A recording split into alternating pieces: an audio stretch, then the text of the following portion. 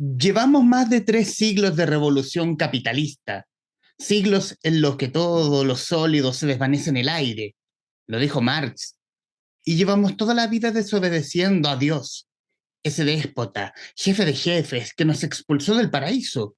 Y aquí seguimos, trabajando. El socialismo se levantó por la libertad y la igualdad contra el trabajo moderno, la desigualdad entre capital y trabajo, la lucha, de eso se trata, de disolver también esa jerarquía, esa autoridad, ese moderno antiguo régimen, el trabajo. Ese era el problema. Y de eso hablaremos hoy en otro capítulo del Traficantes de Cultura. Hoy nos reunimos con Juan Rodríguez Medina, autor de Recobrar el Tiempo, un ensayo contra el trabajo, editado por los amigos de Taurus. Juan, bienvenido. Muchísimas gracias por aceptar esta conversación para con el podcast. Hola Humberto, gracias a ti por la invitación. Te agradezco el tiempo.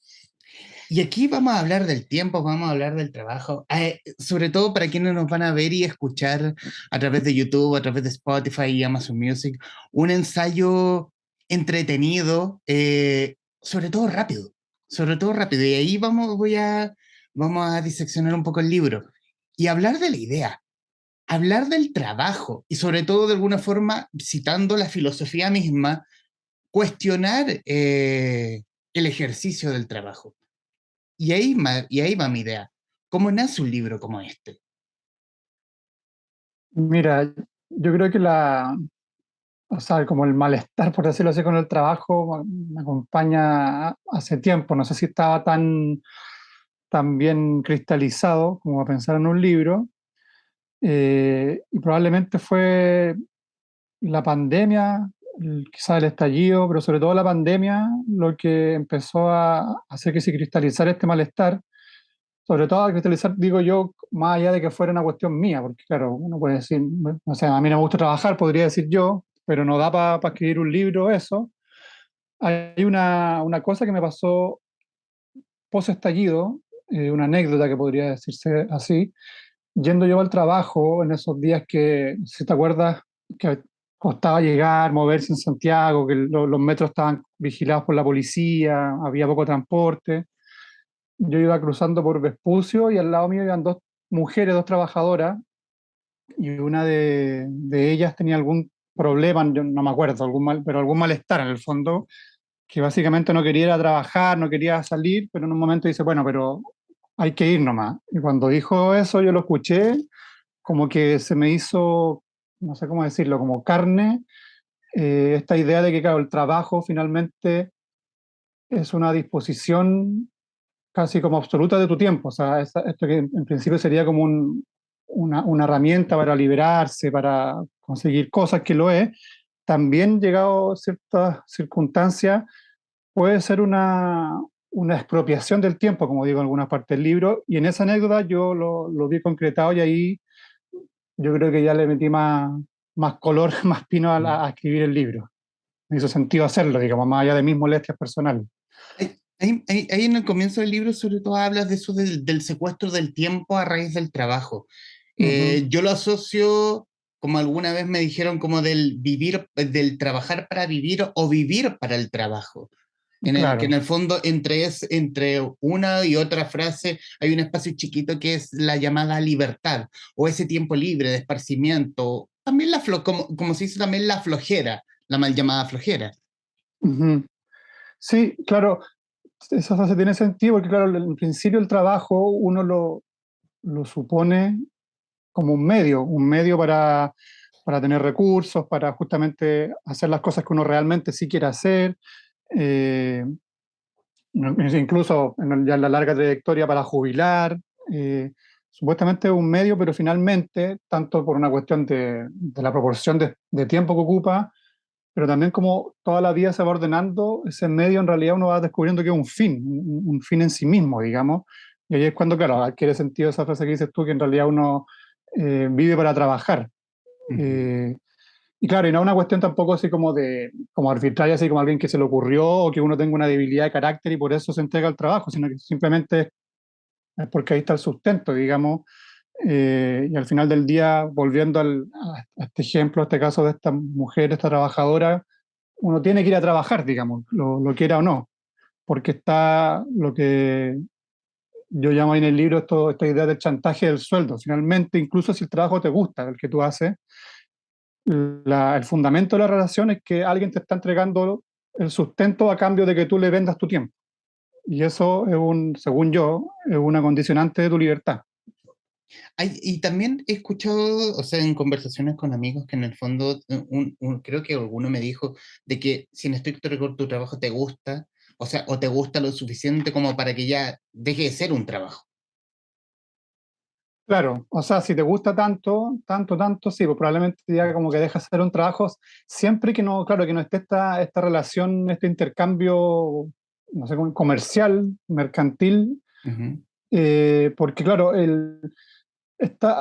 hay dos formas de analizarlo, creo, o sea, bueno, hay más de dos, pero al menos dos. Una es que, claro, está el trabajo en el sentido de, que es lo que un poco que está en el inicio del libro, como el trabajo rutinario que desagrada en el fondo, que eso es más evidentemente cuestionable. Pero también está así, hay un trabajo que podría ser placentero, o sea, hay mucha gente que se dedica a lo que le gusta hacer, digamos, pero aún así creo yo, el hecho de que esté involucrado un salario, que tu sustento finalmente venda eso, distorsiona lo placentero o lo libre que puede ser ese trabajo, en el fondo. Porque claro, no se trata tampoco de no hacer nada, o sea, el trabajo que hay que entenderlo como la relación salario, vender tu tiempo, vender tu fuerza a cambio de un salario. Eso significa trabajo, al menos en este libro, porque claro, hacer cosas, actividades se han hecho antes de que existiera el trabajo moderno, ¿no? Entonces no, el asunto no es este, el asunto es que justamente esa condición humana de hacer cosas, de transformar el mundo, esté mediada por un sueldo, por tener que entregarle esas capacidades a otro, que el que te pagan. Mm. O sea, que quiero citar el reverso del libro en cuestión y Ujú. respecto de lo que mencionas. Comillas, sí, los seres humanos somos tiempo, la temporalidad nos constituye y el capital dispone de nuestro tiempo, o sea, de nuestro cuerpo y de nuestra mente, que también es cuerpo. El capital dispone de nuestra subjetividad y entonces de nuestra experiencia. El capital dispone de nuestra existencia. En el fondo ahí volvemos al tema del tiempo y en el fondo también a la llamada libertad. Claro, porque el tema del tiempo, claro, está lo más evidente que el tiempo, podríamos decirlo así, como cronometrado, o sea, 8 de la mañana, 10 de la mañana, que el trabajo de hecho lo ocupa mayoritariamente, e incluso con las nuevas tecnologías lo puede ocupar 24/7, porque uno es como ubicuo, uno puede estar trabajando en cualquier lado, pero también hay que entender el tiempo en un sentido de como cuando uno habla de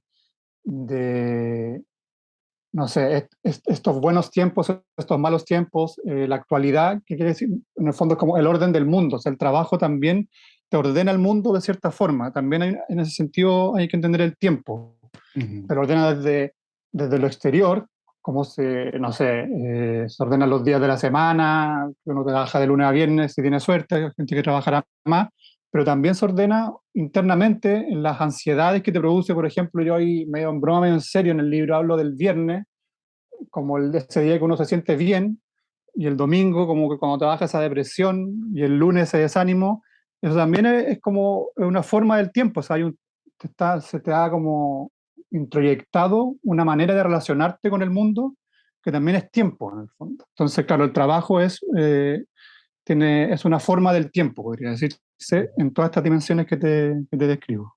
Y en lo que mencionas, en el fondo, el trabajo es el medio para escapar del mismo. En el ejemplo del lunes a viernes y luego Claro, el fin de semana. claro, claro, porque en el fondo se produce como una especie de absurdo, que eso se ve harto cuando hay fin de semana largos o las épocas de vacaciones, que en el fondo, al menos pasa en Chile, que está tan concentrado, tan centralizado todo, que como que la mitad de Santiago arranca de Santiago, porque en el fondo es como la ciudad del trabajo, podríamos decirlo. Y claro, entonces en el fondo uno dice, claro, esa gente está trabajando para después escapar del trabajo. O sea, si uno lo analiza como fríamente, te das cuenta que se produce como una especie de círculo vicioso o de absurdo también, que uno junta plata, que está bien, yo mismo lo hago, digamos, para salir de vacaciones. ¿Y qué es salir de vacaciones? Es como arrancarse del trabajo. Entonces, como que está ahí persiguiendo como en esos monos que te ponen la zanahoria y como corriendo detrás de la zanahoria y claro, no la hay a alcanzar nunca. Y bajo ese prisma, ¿cómo cambia esa comillas libertad que propone el trabajo en tiempos de teletrabajo y pandemia? Eh, bueno, muchos lo vivimos y quienes van a ver este video o escucharlo también lo vivieron, que en el fondo probablemente hay muchos que les aumentó el trabajo y ese tiempo mínimo que tenían en el antiguo Chile, me gusta llamarlo como el antiguo Chile, Ajá. preestallido, todo, después ya eso se esfumó. Y obviamente cambió la metodología del trabajo y de cómo vivimos nuestro propio tiempo. Sí, pues, sí, o sea, yo creo que eso se puede ver como de dos maneras. Una manera es como la crisis que generó la pandemia en todos los niveles, digamos, o sea, crisis, me imagino, personales, psicológicas, crisis de la economía y también uno podría decir una crisis del tiempo. ¿En qué sentido? En que, al menos en algunos casos, esto de quedarse encerrado, para bien o para mal, yo creo que provocó ciertas reflexiones en las personas, o al menos a mí me pasó, sobre como qué estoy haciendo, eh, estaba bien, me gustaba mi vida. Ha pasado, no sé si acá en Chile, pero en Estados Unidos y en Inglaterra se ha dado un fenómeno que le han llamado la gran renuncia, que en el fondo es como una cantidad no normal justamente de renuncia de gente vinculada a personas que se dieron cuenta como que, no sabéis que no me gusta la vida que estaba llevando, como gracias a la pandemia pudieron, no sé, trabajar a distancia, entonces no, ya no quiero volver a lo que estaba antes. Eso puede ser, por decirlo así, un lado positivo, pero también está lo que dices tú, que las nuevas tecnologías que se aceleraron con la pandemia, su penetración, claro, pueden llevar como ¿cómo decirlo?, como a la culminación esta lógica como invasiva del trabajo y hacerlo ubicuo. O sea, ya da lo mismo que estar donde estés, puedes estar siempre trabajando o al menos siempre disponible para trabajar. Siempre te puede llegar un WhatsApp, siempre te puede llegar un mail, bueno, te pueden llamar por teléfono, por supuesto, puedes hacer reuniones a distancia, entonces, claro, tiene el peligro de ser o de realizar casi esta como fantasía de que el trabajo se meta incluso como en tu intimidad, así, Ujú. casi en tu mente. Y por algo por mucho rato y por mucho, y se tuvo que normar eso de que el derecho a desconectarse, el derecho a Claro, desconectarse 5 o 6 de la tarde es como, es mi derecho, no me hueven en el fondo. sí, pues, mira, hay una cuestión bien, que al final todas estas cosas uno puede creer que son nuevas, pero hay que pensar que el movimiento obrero, las luchas sindicales, las luchas obreras empezaron en el siglo XIX, demandando lo que se llamaba la 888, que en el fondo eran de poder tener 8 horas de trabajo, 8 horas de descanso y ocho horas de recreación. O sea, el origen del movimiento obrero es pedir tiempo, en el fondo. No quiero trabajar siempre. Ujú. Eso en el siglo XIX, quizás XVIII, no estoy seguro, pero o sea, llevamos más de un siglo, harto más, como en lo mismo, en el fondo. La disputa es por el tiempo y ya más avanzado, en el siglo XX, hay Hannah Arendt, esta filósofa, me acuerdo, hay un libro, una entrevista que está recogida en algún libro, no recuerdo el título, en que ella en los años 60, 70, cuando está toda la Guerra Fría, la disputa entre los socialismos reales y el capitalismo, entonces le preguntan, eh, comparando la Unión Soviética con países capitalistas, con Occidente, si no será el capitalismo el que protege la libertad versus la Unión Soviética, que parece como más evidente, y ella responde, ella es muy crítica de la Unión Soviética, por supuesto, no le encuentra nada nuevo, uno de los regímenes totalitarios, dice ella, pero dice, en los países occidentales, lo que protege la libertad no es el capitalismo, lo que protege la libertad es la ley, dice. Es la ley la que le pone límites, dice algo así, a la fantasía del empresario de meterse incluso en la vida íntima de sus trabajadores. Entonces, la libertad tiene que ver justamente con la ley, lo que tú dices, el derecho a la desconexión. Es ponerle límite al trabajo, en el fondo, como lo posible, ya si no vamos a hacer la revolución para superar el capitalismo, al menos que la ley le ponga límite y genere como esferas libres de trabajo. Ujú. También bueno, mencionaste el tema de los empresarios, sobre todo por esta, esta visual de Dios, de que en el fondo hay que tratar de Dios a los, no vamos a nombrar a ninguno porque para qué, Mm. a X, Y o Z, y en el fondo hay que darle las gracias porque este noble empresario está dando trabajo, bla, bla, bla, bla, bla. Claro, sí, pues. Y de hecho, en esa cuestión de dar trabajo, que a mí me da risa, incluso como un error así como lógico, porque en el fondo, si yo doy algo, lo que sea, si, o sea, yo te doy, no sé, un chocolate, es porque yo tengo chocolate y te lo doy a ti, Humberto. Ujú, Pero si el empresario tendría que tener el trabajo y dármelo, y no, pues él compra algo. O sea, no, él no lo tiene, el empresario requiere algo que no tiene, que es el trabajo, mi fuerza de trabajo, tu fuerza de trabajo, tu tiempo, y lo compra. Entonces, ujú. claro, aquí nadie está dando nada, que hay una transacción en que en el mercado laboral se transa el tiempo de las personas que el empresario lo requiere para generar su riqueza, hacer su labor, su emprendimiento, su empresa. Y claro, sí, pues el empresariado, la lógica empresarial, incluso eso se ve, para que hablar aquí solo así como en Chile, así como el empresario más antiguo, así como medio patrón de fondo, también en las empresas tecnológicas y todo esto Silicon Valley y Amazon, eh, claro, son más tecnológicas, pero al final son tecnologías que siguen la misma lógica del control del tiempo.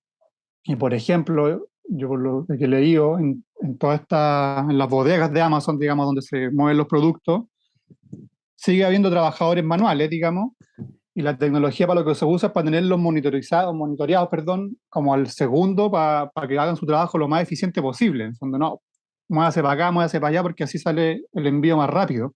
Entonces, sí, pues el empresario, el patrón también tiende a querer controlar la vida de su trabajador, porque en el fondo el trabajador es parte de sus recursos, en el fondo, el recurso humano, como se dice en algunos lados, y tiene sentido que quiera optimizarlo, porque quiere que funcione bien. Pues uno mismo, si, no sé, un martillo, uno quiere que esté bueno el martillo, el empresario quiere que esté bueno el recurso humano.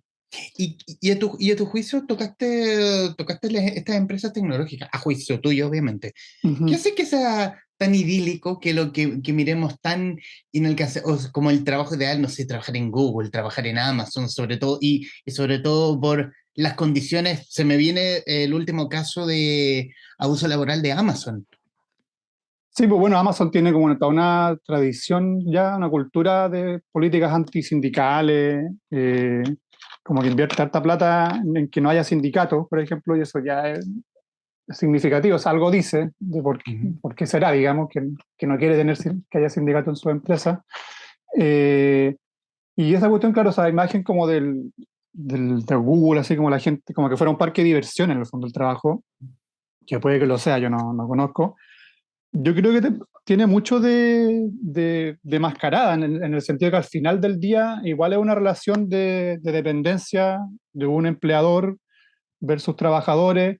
Hay muchos libros que hablan los abusos laborales que hay en esos trabajos, más allá de lo divertido que puede ser, de cómo la gente está todo el día en función de. Y es más, uno podía incluso traducir, o sea, o interpretar ese afán de que esto sea como un parque de diversiones. Bueno, será porque ellos se dan cuenta que el trabajo en realidad no es, no es una relación tan libre, entonces hay que hacerla divertida. Que ujú. no sea libre, pero que sea divertida al menos. Claro, claro.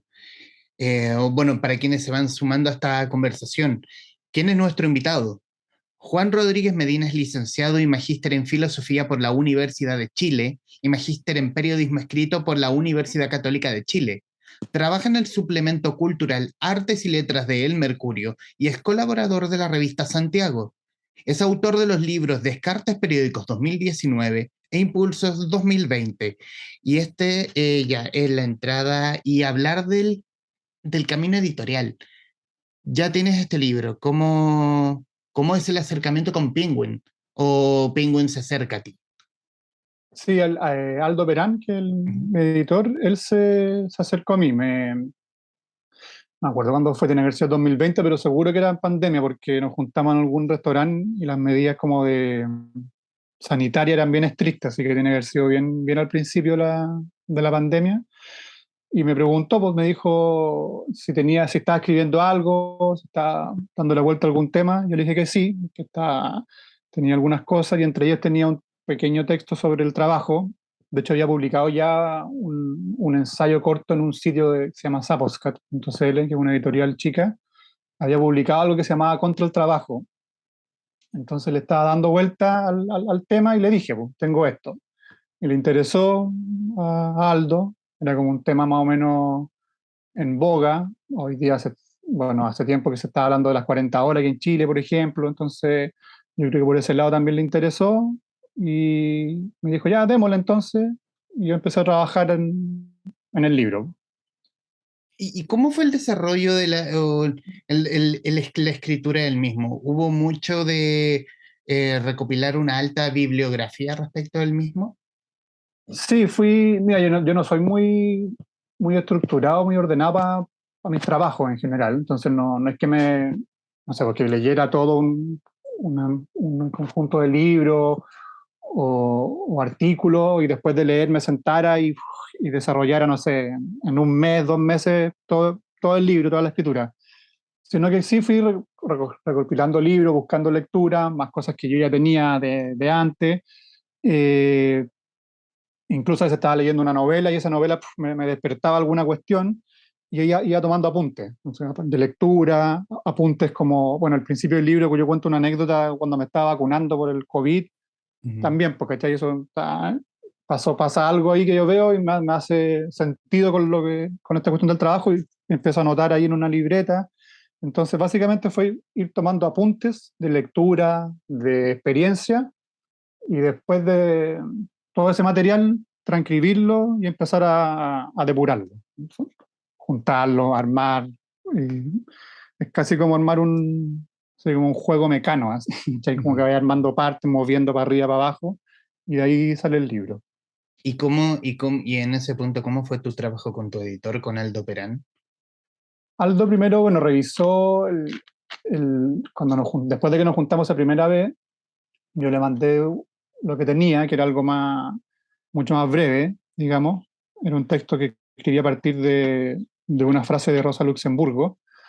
Era, no sé, un texto en Word, habrá tenido unas 20 páginas, algo así.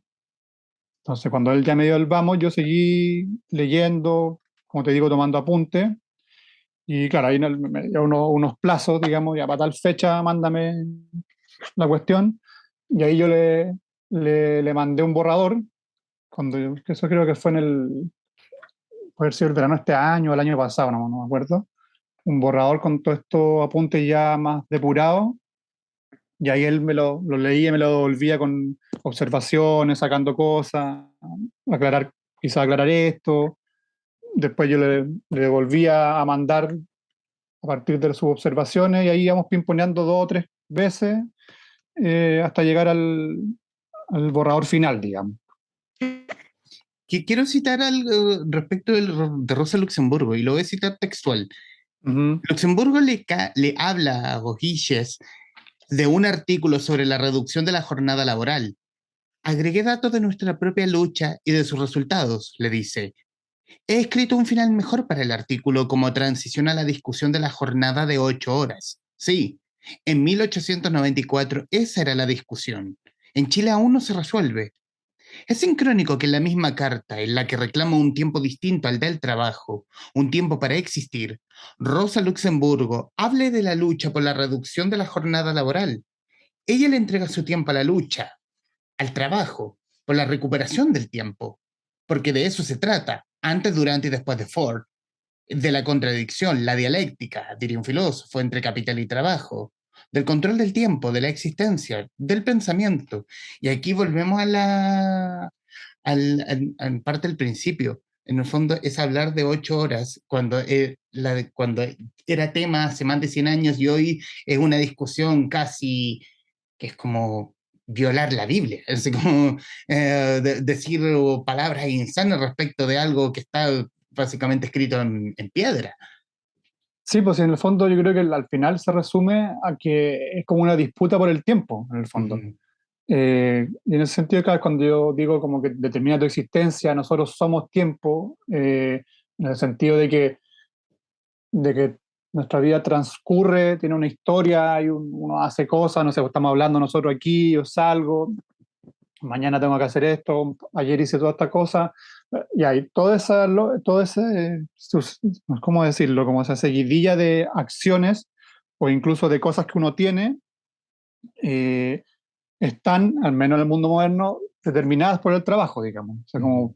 como, ni siquiera lo digo como que esté bien o esté mal, digamos, sino que el trabajo determina o dispone el tiempo de una forma, no de otra.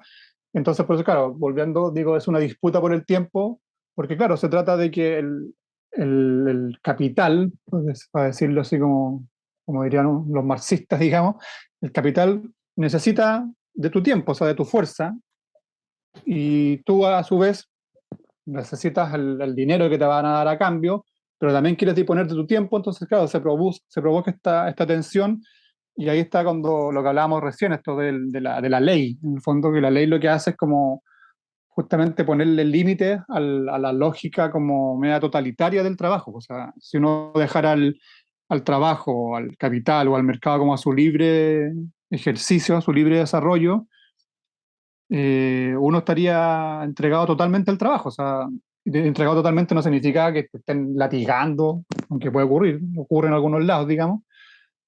Puede ser también placentero, pero claro, si uno, sin poner esos límites, como lo que decías tú del derecho a la desconexión, la lógica propia del asunto parece ser dominar todo tu tiempo, o sea, que todo tu tiempo finalmente esté expropiado.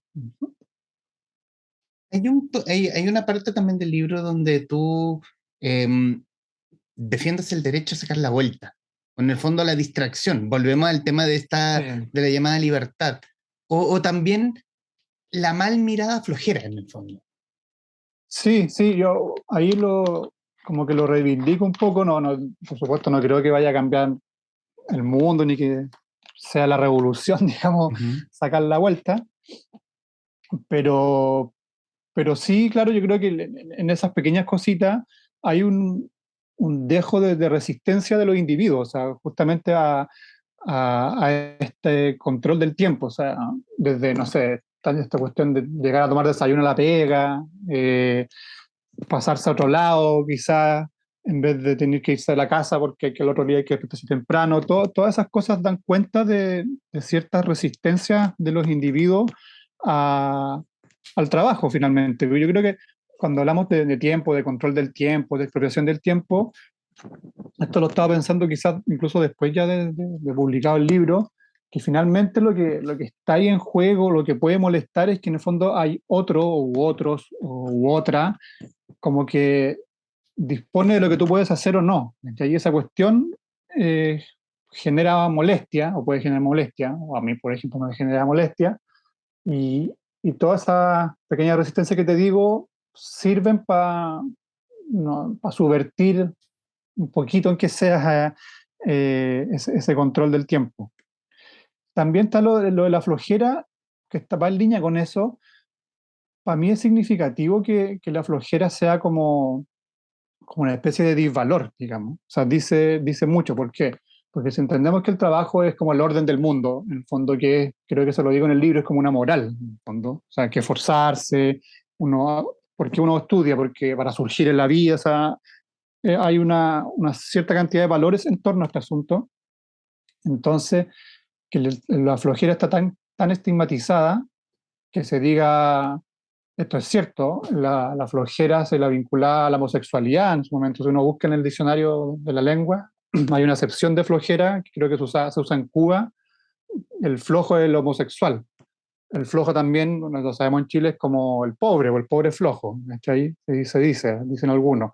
Los comunistas son flojos. Entonces uno dice, pero ¿por qué a todas estas cosas como malas, entre comillas, se le adscribe la flojera? Porque uno empieza, quizá hay algo importante aquí, pues, o sea, quizás la flojera en realidad eh, es en realidad como una resistencia al activismo del trabajo, o sea, quizás reivindiquemos la flojera, por algo la apuntan tanto en el fondo. ¿Por qué la apuntan tanto? ¿Será que por ahí hay un camino a subvertir ciertas lógicas. Y a mí me da la impresión que sí, porque si no importara no le pondrían tanta atención. Pues, digamos, no sería como el disvalor sumo. Piensa tú la gente que no trabaja, los jóvenes que no trabajan y no estudian, que les dicen nini, que es casi como decirle que no son nada. ¿Cachai? ¿Y por qué? Porque no trabajan, porque no hacen lo que hay que hacer, en el fondo, porque son flojos. Entonces, de repente hay que mirar los disvalores de un orden, porque yo creo que pueden ser enriquecedores a la hora no digo yo a veces digo subvertir, estaba diciendo, pero por último para entender de qué estamos hablando. Ponen ese valor o sea, disvalor de la flojera como a la gente pobre, como decía, el flojo, que el pobre es pobre y flojo porque quiere. Y lo Claro. dice, y lo dicen quienes defienden de alguna forma el capital, los privilegios que ellos mismos ostentan, que después dicen, no, yo doy trabajo, bla, bla, bla. Claro, o sea, incluso si uno le quita como la cuestión, como la hipocresía que puede haber detrás de esto, porque está claro que la gente no es floja, digamos, o sea, la gente pobre no es pobre porque sea floja, ni nada de eso, pero incluso si uno se sale de la hipocresía, incluso pensando tú, como decís tú, como que la gente privilegiada, la gente más rica, Ujú. que tenga que su privilegio disfrazarlo de esfuerzo. Y cuando digo disfrazarlo, no es que lo hagan por maldad, o sea, yo creo que hay cierta sinceridad en cuando no, yo tengo esto porque me he esforzado. Cuando uno si se sale un poquito te das cuenta que hay privilegio, digamos, también da cuenta de que hay una estructura moral. Pues, o sea, en el fondo tú, la persona, un rico no puede decir, o sea, alguno lo dirá, digamos, no puede decir, no, yo tengo esto porque son mis privilegios, no, ¿por qué tanto? Si alguien dijera eso, sería inmediatamente condenado socialmente. Tiene que decir que es producto de su esfuerzo, y probablemente lo cree. Y ahí es cuando uno se da cuenta que aquí está funcionando una moral, un orden moral, una manera de ver el mundo, de lo que es valorable, de lo que no es. Entonces, lo que es privilegio no se puede decir privilegio, se tiene que decir esfuerzo. Lo Mm. que es injusticia en algunos casos tiene que ser nombrado como flojera, para justificar el orden moral en el que vivimos. En los minutos que nos quedan, Juan, hablar de las sensaciones como escritor de Recobrar el Tiempo. ¿Qué sensación te deja ya publicado el libro? ¿Qué sensación me deja? Mira, he estado dando harta entrevista, entonces no sé, a ver. Entre tus lectores, quienes se hayan topado con el libro, Mira, lo que sí me ha pasado, sí, o quienes cuestionen la forma como hablas así del trabajo. sí, sí, mira, lo que es que te decía lo de la entrevista, porque claro, eso pasa como yo soy periodista, pero yo hago entrevistas, como que no doy entrevistas, entonces como que el dar tanta entrevista como que te distorsiona un poco porque uno está como arriba de la pelota, ¿cachai? Como que estuviera todo pasando, pero sí, me han llegado comentarios de amigos, de conocidos que lo han leído y que sí, porque le ha hecho pensar, que se han sentido algunos como identificados, así como, oye, sí, esto me pasa, esto es así. Otra gente que medio en broma, medio en serio, me dice, puta, ya no quiero seguir trabajando. Eh, sí, he tenido ese tipo de reacciones. Y mi sensación, alguien me decía, no me acuerdo quién, que era una lectura bien buena, pienso yo, del libro. Me decía algo así como que el libro empieza como bien duro contra el trabajo y como que después como que va bajando un poquito de decibeles hacia avanzar el libro. Y yo creo, claro, que en el libro, en la escritura me pasó, cuando hablo del libro también me pasa, que, que igual tengo dudas en el fondo, porque en el fondo no es como ya volamos, hay que abolir el trabajo, hagamos, no sé, dejemos de trabajar, no sé qué. Eh, Me genera igual dudas y el libro creo que finalmente apuesta a eso, finalmente apuesta como a pensar en uno mismo, a pensar en nosotros, a hacerse preguntas en torno a lo que damos por hecho. Incluso más allá si uno va a estar en contra o no del trabajo, como dice el subtítulo, la cuestión es dentro de lo posible, pararse un rato y hacerse preguntas. Preguntas como, ¿por qué? No sé, ¿por qué esta mujer, del ejemplo que te daba, por qué esta mujer dice eso? Dice, pero igual tengo que ir a trabajar. ¿Entendés?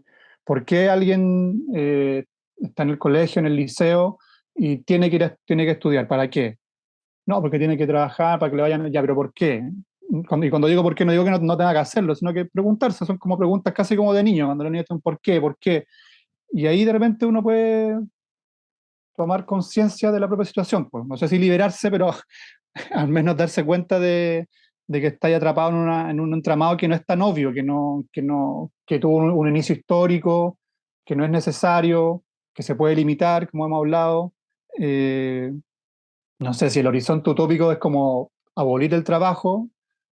Bueno, yo no voy a proponer que lleguemos a la utopía, pero al menos podemos sí hacer políticas para ponerle límites al trabajo, como lo hablamos en un momento. Hacer leyes, reducir jornada, respetar desconexiones, fortalecer los sindicatos, eh, todo ese tipo de cuestiones que no son tan novedosas, también pueden ser un efecto de ponerse a pensar en este tipo de cuestiones.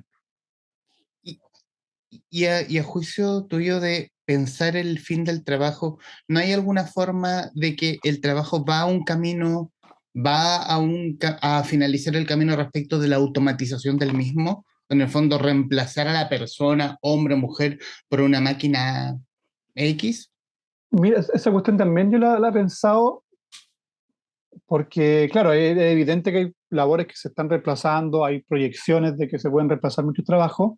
Sin embargo, el capitalismo y en general desde la revolución industrial, esa promesa se viene haciendo, o ese augurio, no sé si promesa, pero ese augurio de que la tecnología va finalmente a liberarnos del trabajo, si uno lo ve en sentido positivo, se viene haciendo desde el siglo XVIII, y no ha ocurrido. O sea, lo que ha ocurrido más bien es que esas tecnologías han logrado optimizar el trabajo más que reemplazarlo. O sea, por supuesto, claro, puede que se pierdan trabajo como, no sé, el cobrador la persona que cobra el peaje, o Ujú. quizás los periodistas también, puede que haya un computador, un algoritmo que redacte noticias, pero es probable que al final terminemos haciendo otras cosas, quizás incluso sea peor, como que, porque claro, no sé si van a desarrollar un robot para, qué sé yo, para labores tan, no sé, tan vulneradoras de la dignidad humana. No sé si va a valer la pena hacer un robot para eso y quizás terminemos los seres humanos haciendo cuestiones como de última categoría porque está copado por los robots, no sé, estoy Ujú. fantaseando con esta cuestión, pero el punto es que sí, esta promesa de que la tecnología va a reemplazar, nos va a liberar del trabajo, para bien o para mal, se viene haciendo hace tiempo y hasta ahora no ha ocurrido.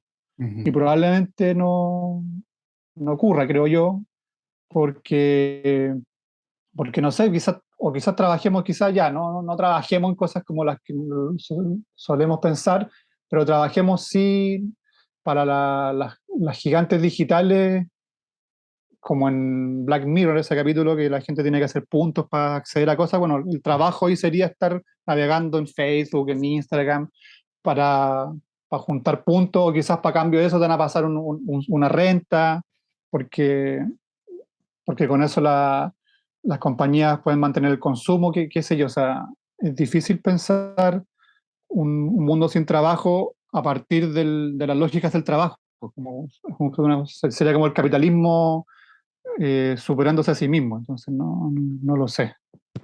No lo sé, eso es lo que digo, pero hasta ahora no ha pasado. Bueno, ahora sí, en los minutos que nos quedan, Juan, te agradezco esta rato de conversación. Recomendarles, decir un libro fascinante.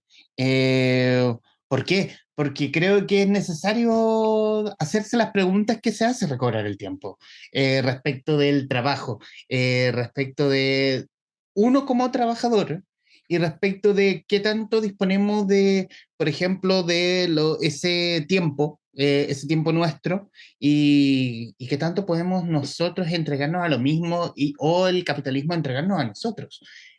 Y encuentro que es un ensayo tremendamente iluminador en ese punto, tremendamente entretenido, tremendamente didáctico y sobre todo fácil.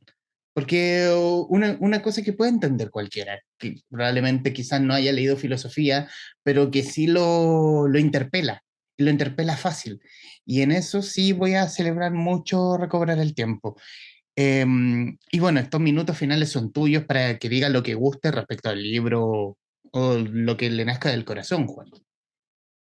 No, bueno, quería darte las gracias, Humberto, por el tiempo, por las loas al libro, bueno, que te haya gustado. Espero haber respondido con dignidad a las preguntas que me hiciste. Y no, la invitación sí para leer el libro, quienes quieran, como dices tú, si viene un libro, un ensayo de filosofía, es conscientemente fácil, pero no en el sentido de como de bajarle el nivel a la cuestión, sino que ahí es donde mi labor de periodista me ayuda. En el fondo, yo creo que se puede ser claro al escribir sobre estos temas, porque al final el hacerse preguntas sobre uno mismo es una cuestión que nos ocurre a todos, digamos. Entonces no es una cuestión de iniciados ni nada. Entonces la invitación es que, bueno, si quieren, si les interesó, a leer el libro y a preguntarse por qué trabajamos. Ujú. Juan Rodríguez Medina, autor de Recobrar el Tiempo, un ensayo contra el trabajo o a favor. Ahí esa es la Ujú. tarea de ustedes. Editado por Taurus en conversación con la guarida de los traficantes de cultura. Juan, muchísimas gracias. Gracias a ti, Humberto, porque esté súper bien. Igualmente, y quienes nos están viendo y escuchando, gracias por estar ahí. Adiós.